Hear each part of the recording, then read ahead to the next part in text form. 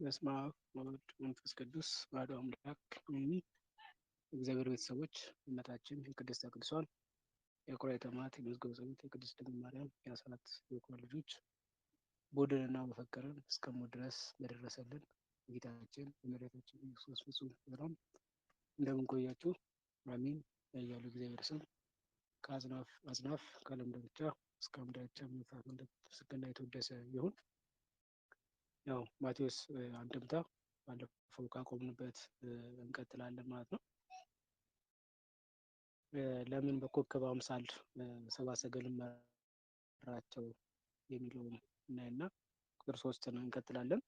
ያው ጌታችን ሲወለድ ሰብአ ሰገል የሩቅ ምስራቅ ነገስታት ከሀገራቸው ተነስተው ወደ ቤተልሔም ሲመጡ የመጡት በኮከብ ተመርተው ነው። በኮከብ ተመርተው መጥተዋል። ለምን በኮከብ ተመርተው መጡ የሚለውን ስንመለከት እነዚህ ኮከብ ያመልኩ ነበርና ኮከብ አምላኪዎች ናቸው።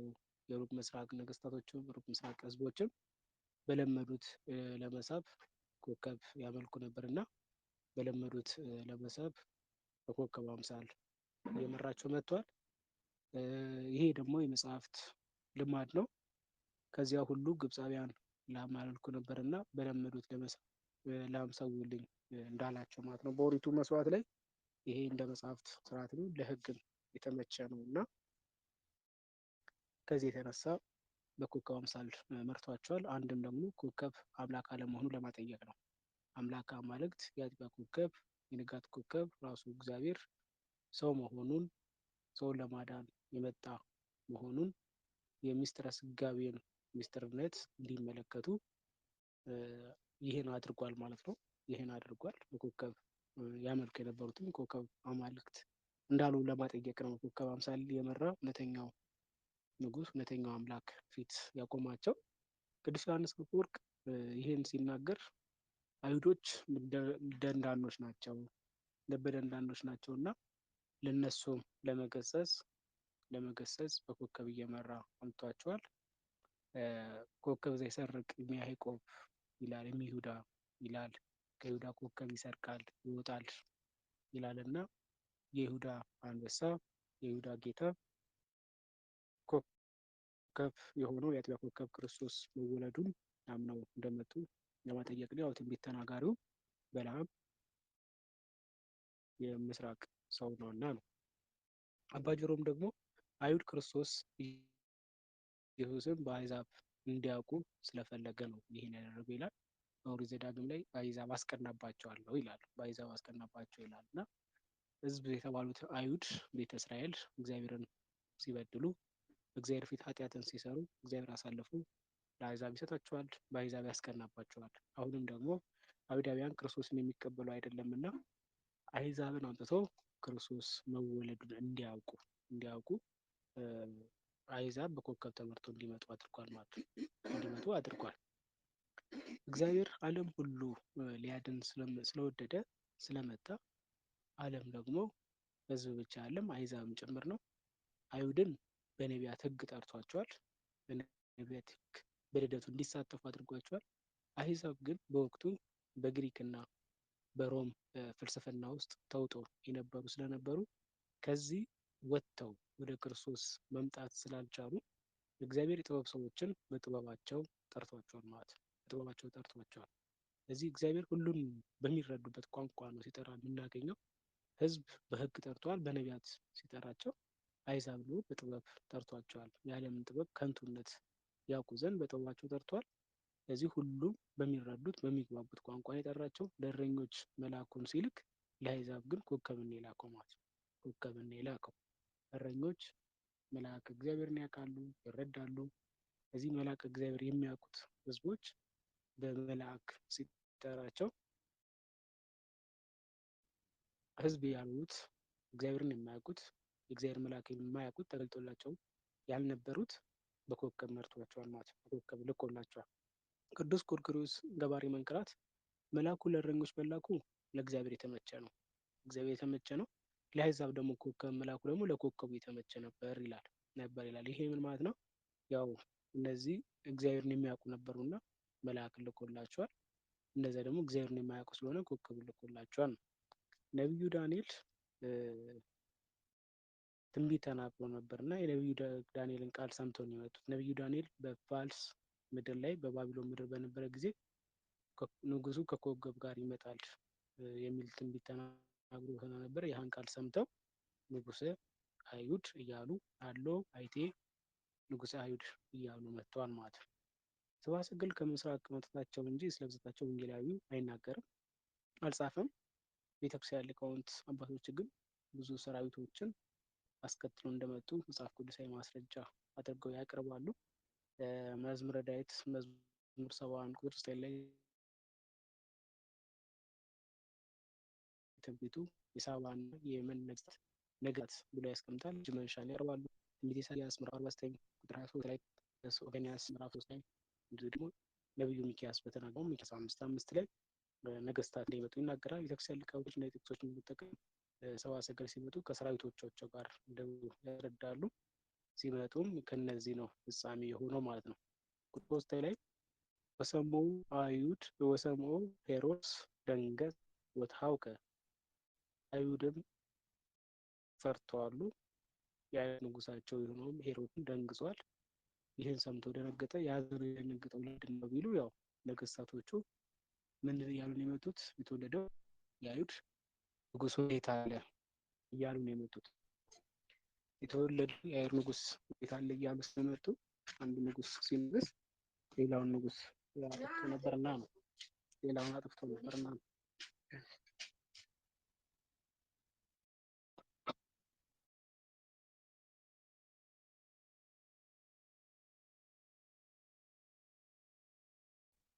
ሰብአ ሰገል ያው ፈለገ ቄሩ ላይ ሲደርሱ ንጉሠ ነገስቱ ፍርሻፉን ይዟቸው ተመልሷል። ከወደኋላቸው ጦርነት ተነስቶባቸው ስንቅ አልቆባቸው ኢየሩሳሌም ጠባብ ናት ለሰፈር አትበቃም ተብሎ ስለነበረ ያ ነው። ሚስጥሩ ግን ከበረከተ ልደቱ እንዳላሳተፋቸው ይጠይቃል። ወርቅ፣ ዕጣን፣ ከርቤው የተገኘው ከነሱ ነው። ከነዚህም ውስጥ ስንመለከት በደቂቀ ነቢያት 7 እረኞች እና 5 አለቆችን እናሰናብታለን ይላል። ደቂቀ ነቢያት ላይ 7ቱ ንጉሠ ነገስትነትን የደረቡ፣ 5ቱ ደግሞ ንጉሠ ነገስትነትን ያልደረቡ ናቸው። እንደ ንጉሠ ነገስት አድርጎ ሳምነውም በማለት ነው ተናግሯቸዋል እንጂ ዋናዎቹ ግን 3 ናቸው ማለት ነው። ቁጥር 4 ላይ ወአስተጋብኦሙ ለኩሎሙ ሊቃነ ካህናት ወጸሐፍት ሕዝብ፣ ሄሮድስ ደንግጦ አልቀረም፣ በዚያው አልጸናም። ምን ሲያደርግ እንመለከታለን? ህዝቡን እና ሊቀ ካህናቶችን ሰበሰበ አለ። ሊቀ ካህናቶችን ሰበሰበ። ሊቃነ ካህናት ወጸሐፍት፣ 3ቱን አካላት ነው የሚሰበስበው። ሊቀ ካህናቱ እንደዚሁም ደግሞ ህዝብ፣ ከህዝብ መካከልም ደግሞ ሰብስቧል። እነሱም ብቻ አይደሉም፣ ጸሐፍትን ሰብስቧል። ጸሐፍት የምንላቸው ዕለት ዕለት ኦሪትን እንዳይፋለስ ርስት እንዳይፋለስ ኦሪትን እየተረጎሙ ርስትን ከርስት የሚያገናኙ፣ ርስትን ከርስት ነገድ ከነገድ እንዳይፋለስ የሚጽፉ ናቸው ጸሐፍት የሚባሉት። ከሸንጎ መካከል አንደኛው ከ8ቱ ብሔረ አይሁድ ወይም ከ72ቱ የአይሁድ ሸንጎ ከሚባሉት ውስጥ የሚካተቱ ናቸው። እነዚህ ጸሐፍት የምንላቸው ናቸው። ከእነሱ ውስጥ ደግሞ ከ8ቱ ብሔረ አይሁድ ሌሎቹ እነማን ናቸው ቢሉ ሊቃነ ካህናት ናቸው። ሊቀ ካህን ነው በኦሪቱ ሊቀ ካህን ነው የሚለው። ነገር ግን ክርስቶስ በተወለደ ጊዜ አንዱ የተሻረው ሕግ አንድ ሊቀ ካህን ሊኖር ሲገባው 2 ሊቀ ካህን ነው የነበረው። 2 ሊቀ ካህን ነው የነበረው። እሱም ሐናና ቀያፋ ናቸው። ሐናና ቀያፋ ናቸው። ስለዚህ ሊቃነ ካህናት ብሎ የሚጠራቸው ለዚህ ነው ሊቃነ ካህናት የሚላቸው እንጂ የአሮን የልጅ ልጅ የሆነ ነው ሊቀ ካህንነትን ደርቦ የሚይዘው። የአሮን ልጅና በአሮን ነገድ ያሉ በሙሉ ሊቀ ካህናት ይባላሉ። ሌሎቹ ካህን ናቸው፣ ሌዋውያን ናቸው። ሌሎቹ ሌዋውያን ካህናት ናቸው። ሊቀ ካህን መባል የሚችለው የአሮን ናቸው። የአሮን ልጆች እና የእሱ ልጅ ልጆች የእሱ ነገድ ውስጥ የሚካተቱት ማለት ነው። የእሱ ነገድ ውስጥ የሚካተቱት ሊቃነ ካህናት ሊቀ ካህናትነትን ይደርባሉ። ስለዚህ በዚህ የተነሳ ምን ሲላቸው እንመለከታለን? ሊቀ ካህናቱን ጸሐፍትም ሕዝብን ጠራ አለ። ሊቀ ካህናቱ አንድ አይደለም ቢሉ ያው አንድ አልነበሩም በወቅቱ። ሁሉና ደግ ሆኖ ተሾመዋሉ። ቀኛዝማች እና ግራዝማች ሆኖ ተሾመዋሉ። አንዱ ሹም ነው፣ አንዱ የሹም ሾር ነው። ስልጣን ላይ ያሉትን ጡረታ የወጡትንም በተለያዩ ችግር ምክንያትም ጠርቷቸዋል ደግሞ ይላል። ዋናና ምክትል ሊቃነ ካህናት ስለነበሩ ማለት ነው ስለነበሩ ስለዚህ እነሱን ጠርቷቸዋል አለ። ሐናና ቀያፋ እንደሚሉ ሁለቱም የተካከለ ሹመት ነው ያላቸው፣ በአንድ ጊዜ ተሾመዋልና። ያው በዝምድና በምንም ሊቀ ካህናትን ቀያፋ አግኝቷል፣ ካህናት አግኝቷል። ጸሐፍት የሚባሉት ግን ከ12ቱ ነገደ እስራኤል ተውጣጥተው ርስት ከርስት ትውልድ ከትውልድ ነገድ ከነገድ እንዳይፋለስ የሚጽፉ፣ ክህነት ከቤተ ሌዊ መንግስት ደግሞ ከቤተ ይሁዳ እንዳይወጣ የሚጽፉ ናቸው ማለት ነው። አንድም ከነገደ ስምዖን ተወልደው ይህን ሁሉ የሚጽፉ ናቸው። ጸሐፍት የሚባሉት ከ12ቱ ነገድ ሳይሆን ከነገደ ስምዖን የተመረጡ ናቸው። ወግ ታሪክ አይታጣም ብሎ ሰብስቧቸዋል። ማን የሰበስባቸው? ንጉሥ ሄሮድስ። ወይቤሎሙ ባይቴ ይትወለድ ክርስቶስ። ሰብስቦ ምን አላቸው? ክርስቶስ ወዴት ይወለዳል ብሎ ጠይቋቸዋል። ክርስቶስ ወዴት እንደሚወለድ መቼ እንደሚወለድ ይጠይቃቸዋል። ቁጥር 5 ላይ የእነሱ ምላሽ ነው። ወይቤልዎ በቤተልሔም ይሁዳ አሉት። ወይቤልዎ በቤተልሔም ይሁዳ በተባለች ቤተልሔም አሉት። እንደ ዛሬ ያው ምቀኝነት፣ ጥላቻ አልተስፋፋም። በቅንነት ይመልሱለታል። ስለዚህ የይሁዳ ክፍል የይሁዳ ዕጣ ፈንታ የሆነች ቤተልሔም ይወለዳል አሉት። ይህም ከምን አመጣችሁት እንዳይላቸው ምን ብሎ መልሰዋል? እስመ ከማሁ ጽሑፍ በነቢይ እንዲህ ተብሎ ተጽፏል አለ። በነቢይ እንዲህ የሚል ጽሑፍ አለና ብለው ይመልሱልታል። ቁጥር 6 ላይ ወአንትኒ ቤተልሔም ብትረ ኤፍራታ ኢትትሐቲም ነገሥተ ይሁዳ። ወአንትኒ ቤተልሔም፣ አንቺ ቤተልሔም የኤፍራታ ምድር፣ ምድረ ኤፍራታ አለ። የኤፍራታ ምድር ኢትትሐቲ አታንሽም ነገሥተ ይሁዳ፣ ከይሁዳ ነገሥታት ከቶ አታንሽም። አህጉርን ብትበልጪ እንጂ አታንሽም። ሕዝቦቼን የሚጠብቅ መስፍን ከአንቺ ይወጣልና፣ ወገኖቼን እስራኤል ዘሥጋን የሚጠብቅ ንጉሥ በአንቺ ይነግሣልና ተብሎ ትንቢት ተናግሯል አለ። ትንቢተ ሚክያስ ምዕራፍ 5 ቁጥር 5 ላይ ማለት ነው። ምዕራፍ 5 ቁጥር 5 ላይ አንቺ ቤተልሔም የይሁዳ ዕጣ ክፍል የሆንሽ፣ አንቺ ቤተልሔም የኤፍራታ ምድር የዕጣ ክፍል የሆንሽ፣ ሕዝቦቼ መስፍን የሚጠብቅ ከአንቺ ይውጣልና ከይሁዳ ነገሥታት ከቶ አታንሽም ተብሏል። ያን ትንቢት ይዞ ተነስተዋል። ስለዚህ ያን ትንቢት ይዘው አምጥተው ለሄሮድስ ነግረውታል። ይህ ትንቢት የተናገረው ነቢዩ ሚክያስ ነው። ነቢዩ ሚክያስ ሲያስተምር ውሎ ወደ ማታ በቤተልሔም በኩል ያልፋል። ቤተልሔም እንግዲህ ዳዊት የነገሰባት ስፍራ ነች። በዚህ መንገድ ሲያልፍ ተፈታ ምድረ በዳ ሆና ቋያ፣ እሾህ፣ አሜከላ በቅሎባት ያያል። ተቀምጦም ያዝናል፣ ይተክዛል። እንዲህ እንደሆንሽ አትቀሪም፣ ንጉሥ ይነግስብሻል፣ የነጋሪው ድምፅ ይሰማብሻል፣ ድንኳን ይተከልብሻል፣ እስራኤል ደጅ ይጠኑብሻል፣ አሕዛብ ይገብሩብሻል ብሎ ትንቢት ተናግሯል። ይህም ትንቢት አልቀረም። ሚጠተ ባቢሎን ማለት ነው። ከሚጠተ ባቢሎን በኋላ ባቢሎን ሲመለሱ ማለት ነው። ሚጠተ ባቢሎን በኋላ ዘሩባቤል ነግሶባታል። እስራኤል ደጅ ጠንቶባታል። የነጋሪት ድምፅ ተሰምቶባታል። አሕዛብ ገብሮባታል። ድንኳን ተተክሎባታል። ስለዚህ ወገኖቼ እስራኤል ዘሥጋን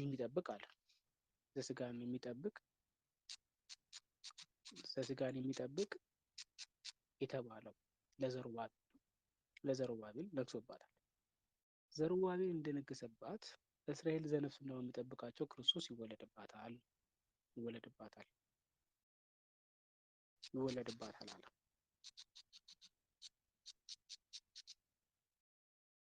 ከዚያ እስራኤል ደጅ ጠንቶባታል አለ። ዘሩባቤል እንደነገሰባት ጌታ ተወልዶባታል። ድንኳን እንደተተከለባት የብርሃን ድንኳን ተተክሎባታል። የብርሃን ድንኳን ተተክሎባታል። ዘሩባቤል ድንኳን ተተከለባት፣ የብርሃን ድንኳን ተተከለበት። ህዝብ እስራኤል ደጅ ጠንቶባታል። እዚህ ጋር ደግሞ ሰብአ ሰገል ደጅ ጠንቶበታል። ነጋሪት እንደተሰማበት በቤተልሔም በዘሩባቤል ጊዜ አሁን ደግሞ ቅዳሴ መላእክት ተሰምቶባታል። እስራኤል ደጅ እንደጠኑ እስራኤል ደጅ ጠንተው እንደነበር ሁሉ ማለት ነው።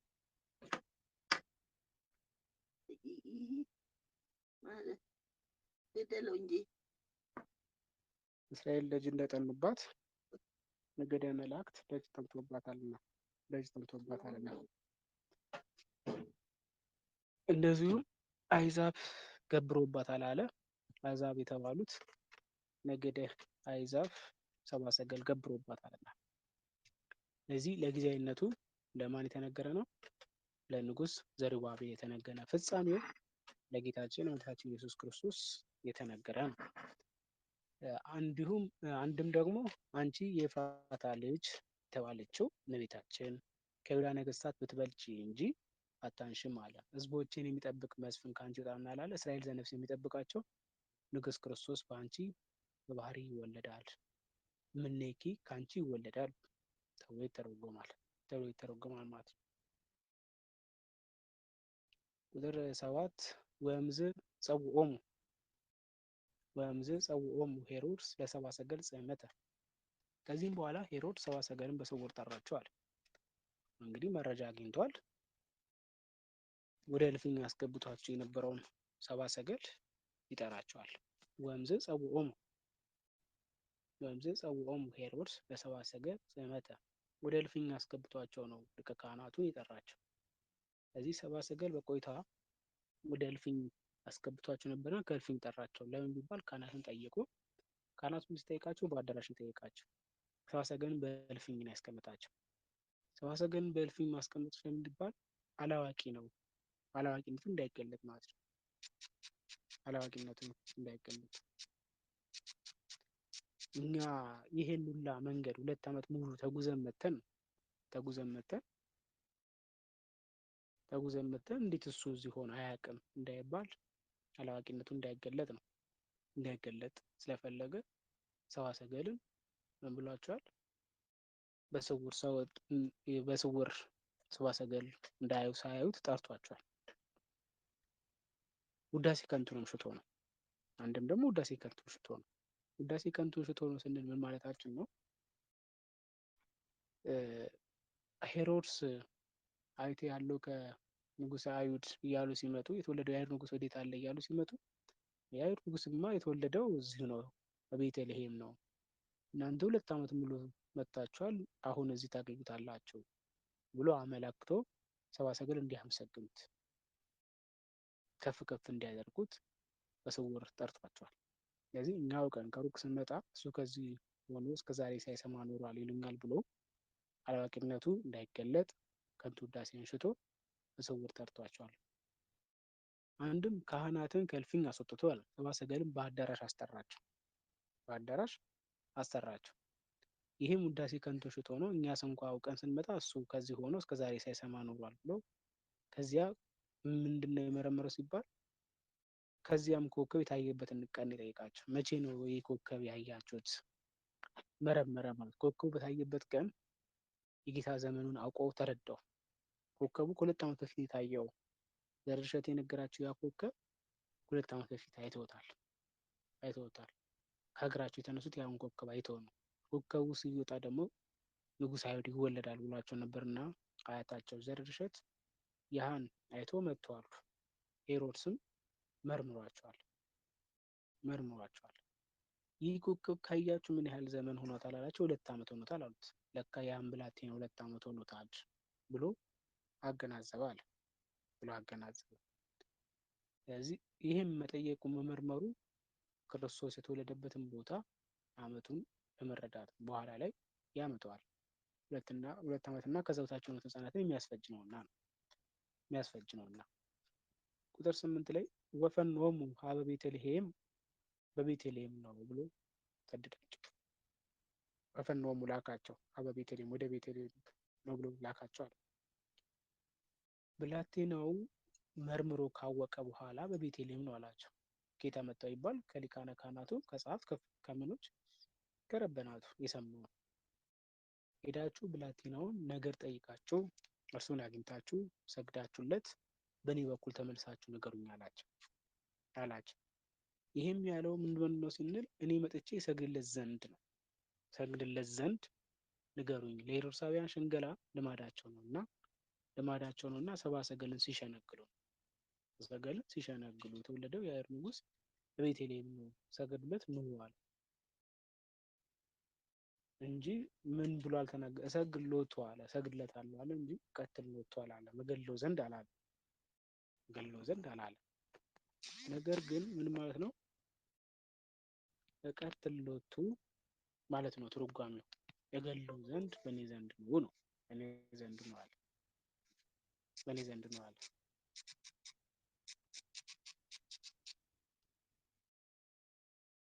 እንዲህማ ከማለት ተቀድሞ ሄዶ አይነግራቸውም ቢሉ ያው ካህናቶቹ ዘመዶቹ ናቸው።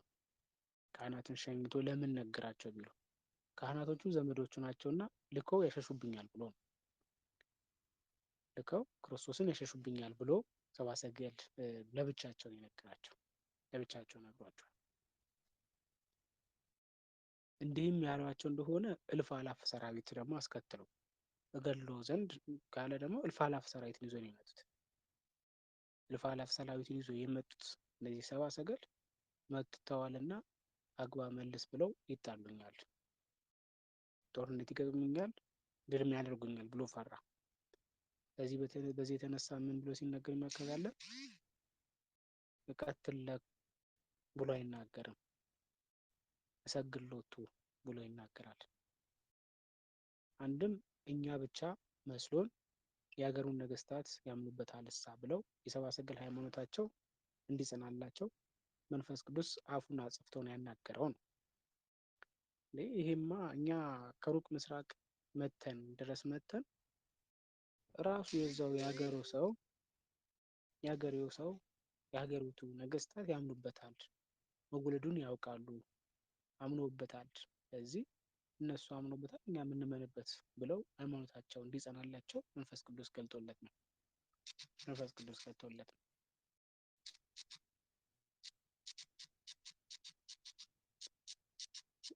ስለዚህ መንፈስ ቅዱስ አፉን ከፍቶ ፊቱን አጽፍቶ አናገረው እንጂ ሰብአ ሰገል እያሉ እቀትልሎቱ ብሎ መናገር አላስፈለገም። ወሰምዖሙ ሖሩ እምኀበ ንጉሥ ቤተልሔም። ይህንም ከሰሙ በኋላ ሰብአ ሰገል ወደ ቤተልሔም ሄዱ።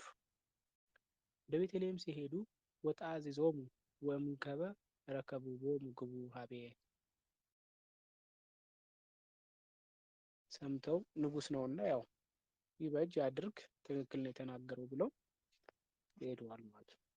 ሄደዋል። ሲሄዱ ግን ማን አላመናቸውም? ሄሮድስ አላመናቸው። ስላላመናቸው በመካከላቸው ሩር የሚባል በጣም አጭር ሰው ይልክባቸዋል። በወታደሮች መካከል ይሄዳል። ያ ሲመራቸው 2 ዓመት ሙሉ ሲመራቸው የነበረው ኮከብ ይቆማል፣ ይጠፋባቸዋል፣ ይሰውርባቸዋል። ይሄ ደግሞ ለሰብአ ሰገል አዲስ ነገር አይደለም። 2 ዓመት ሙሉ ሲመጡ ከወታደሮቻቸው ወይም ከሰራዊቶቻቸው መካከል ሌላ ሰው ባዕድ ሰው ሲመጣ ይሰወርባቸው ነበር። አሁንም ይሄን ስለሚያውቁ በመካከላቸው ያ ባዕድ ሰው እንዲሄድ ስለፈለጉ ጠብቆታል። ሊሄድ ስላልቻለ እንዲፈለግ አደረጉት። ሲፈለግ በወታደሮች በሰራዊቶች መካከል ሩር የተባለው ሰውን ያገኛሉ። አያውቁትም፣ አጭር ነው፣ ድንቅ ነው። ጠርተው ከየት ነው የመጣው አሉት። መረመሩት። የሄሮድስ ምኖች ናቸው? ሄሮድስ የላከው ሰላይ መሆኑን ሲደርሱበት አንገቱን ቀልተው በበትረ መንግስታቸው ማለት ነው በበትረ መንግስታቸው ተጫወቱበት ይላል። የተቀባበሉ ጭንቅላቱ በገና ጨዋታ አይቆጡም ጌታ የሚባለው ከዚህ የተነሳ ነው። ዛሬ ላይ የባህላዊ ስፖርት ውስጥ አንዱ የሚካተተው የገና ጨዋታ ኳሷ ጥንግ ወይም ሩር ትባላለች። ጥንግ ወይም ሩር ይባላል። ከዚህ ሰውዬ ስም የተገኘ ነው። ከዚህ ሰውዬ ስም የተገኘ ነው። ምን ብሎበታል ማለት ነው? ተቀባብሎበታል። ተቀባብሎበታል። ከዚያን ኮከቡ ተገለጠላቸው። ኮከብ ተገለጠላቸው። ሄዶ መምራት ጀመር፣ ይመራቸው ጀመር ነው። ቁጥር 9 ወናሁ ኮከብ ዘርእዩ በምስራቅ ይመርሆሙ፣ በምስራቅ ይመራቸው የነበረ ያ ኮከብ እስከ ሶባ በጽሖሙ ቤተልሔም፣ ቤተልሔም እስኪያደርሳቸው ድረስ ይመራቸው ነበር። እነዚህ ሰዎች ቤተልሔም ኢየሩሳሌም ድረስ የት ያደርሰናል? ካሁን ከገደል አግብቶ ይፈጀን ይሆን እያሉ በጥርጣሬ ነበር ሲመጡ የነበሩት። በጥርጣሬ ነበር። ስለዚህ ያ ጥርጣሬያቸው ሞልቶላቸዋል። መርቷቸው ኢየሩሳሌም አደርሷቸዋል። እንዴ ኢየሩሳሌም ያደረሰን ይሄ ኮከብማ ሕፃኑን ሳናገኘው አይጠፋብንም ብለው ተስፋ ይዘው ነው። ስለዚህ በምስራቅ ያዩት ያ ኮከብ ሕፃኑ ባለበት ላይ እስኪቆም ድረስ ይመራቸው ነበር ማለት ነው። ስለዚህ ገደልም አላስገባቸውም፣ ተስፋቸውን አለምልሞላቸዋል።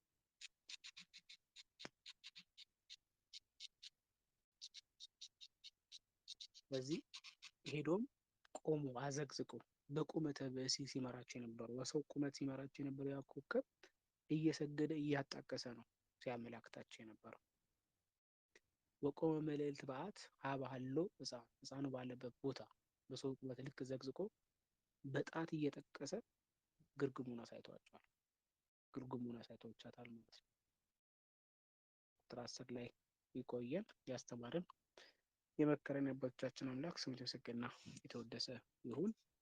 ከቁጥር 10 ጀምሮ ሳምንት እንቀጥላለን። ጥያቄ ካለ ልቀበል።